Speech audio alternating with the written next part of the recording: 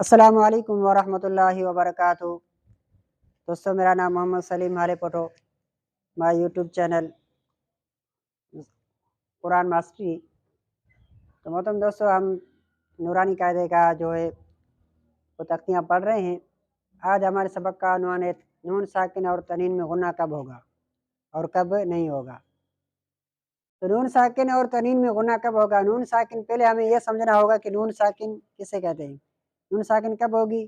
یہ ہم نے جزم کے اندر پڑھ لیا، اگر آپ نے پڑھایا ہوگا تو اس کو پتہ ہوگا کہ نون کے اوپر جزم آ جائے گی تو نون ساکن ہو جائے گا۔ یہ نون ہے، اس کے اوپر جزم ہوگی تو نون ساکن۔ تنوین کسے کہتے ہیں؟ دو زبر، دو زیر، دو پیش کو۔ نون ساکن اور تنوین کے بعد اگر کوئی حرف آئے گا تو غنہ ہوگا یا نہیں ہوگا۔ ان میں سے غنہ کب ہوگا، کب نہیں ہوگا۔ نون ساکن تنوین کے بعد حروف حلقی کے 6 حروف حمزہ، ہا، عین، ہا، غین، خا اور 2 حروف ہے لام، را، یہ 8 حروف ہیں۔ نون ساکن اور تنوین کے بعد ان 8 حروفوں کے علاوہ اگر یہ 8 حروف ان میں سے کوئی بھی ایک حرف آ گیا تو اس میں غنہ ہوگا۔ ان کا مثال میم، نون، زیر، من، یہ نون ساکن ہوگی۔ من، ہاجر، نون ساکن کے بعد ان 6 حروفوں میں سے ہا آئے تو یہاں پر غنہ نہیں ہوگا۔ دوسرا مثال نارن، تنوین کے بعد ہا آئے، نارن حامیت، تنوین کے بعد ہا آئے تو یہاں پر بھی غنہ نہیں ہوگا۔ تیسرا مثال نون ساکن کے بعد یہ را آیا، من ربک، یہاں پر بھی غنہ نہیں ہوگا کیونکہ نون ساکن کے بعد کون سا حرف آیا؟ را آیا، یہ ان 8 حروفوں میں سے۔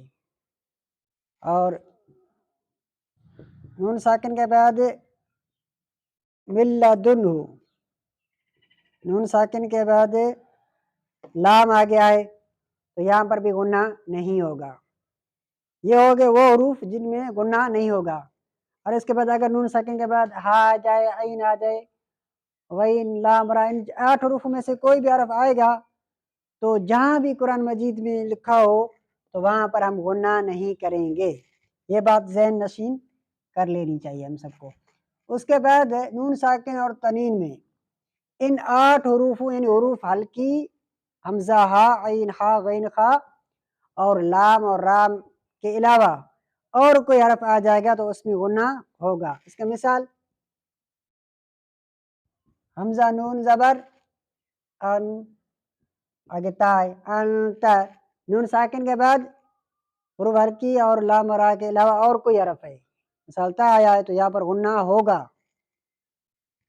اس کے علاوہ نون ساکن کے بعد حروف حلقی اور لام را کے علاوہ اور کوئی حرف یا آیا ہے تو یہاں پر بھی غنہ ہوگا۔ اس کے بعد کنتو، نون ساکن کے بعد لا، تا آیا ہے تو یہاں پر بھی غنہ ہوگا۔ یہ ہوگا مثال نون ساکن اور تنوین میں غنہ کب ہوگا، کب نہیں ہوگا۔ یہ مثال ہم نے، باقی یہ مثال بھی اسی طریقے سے اگر صرف 6 حروف جو ہے حروف حلقی کے اور لام را، ان کے علاوہ اور کوئی بھی حرف آ جائے تو یہاں پر غنہ نہیں ہوگا۔ جس طرح وہ الف جو ہے وہ تو الف کے اوپر زبر یا حرکت کوئی بھی آ گئی تو الف تو حمزہ ہو جاتا ہے۔ باقی الف کے علاوہ جتنے بھی حروف ہیں 8 حروف ان میں سے نکالو 29 حروفوں میں سے 8 اور ایک الف کا 9 حروف نکالو، باقی جتنے بھی حروف آئیں گے تو اس میں غنہ ہوگا۔ یہ ہو گئے نون ساکن اور تنوین میں غنہ کب ہوگا، کب نہیں ہوگا، یہ ہم نے پڑھ لیے۔ اور اس کے بعد جو ہے پڑھنے ہیں کہ مدات کس کو کہتے ہیں، مدات کی کیا معنی ہے۔ جو حروف مد ہے اس کی ایک الف کے برابر کھینچ کر پڑھتے ہیں، کھڑی حرکات کو ایک الف برابر کھینچ کر پڑھتے ہیں تو مدات کہتے ہیں۔ مد کی معنی کیا ہے؟ دراز کرنا، کھینچنا، لمبا کرنا۔ مثال یہ الف مدہ ہے، یہ یا ساکن سے پہلے یا مدہ ہے، یہ واو مدہ ہے اور یہ کھڑا زبر، کھڑی زیر، الٹا پیش۔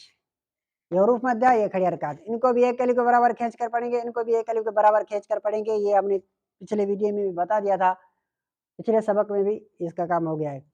तो अब उनमें से है कि मद्दात की माना क्या है,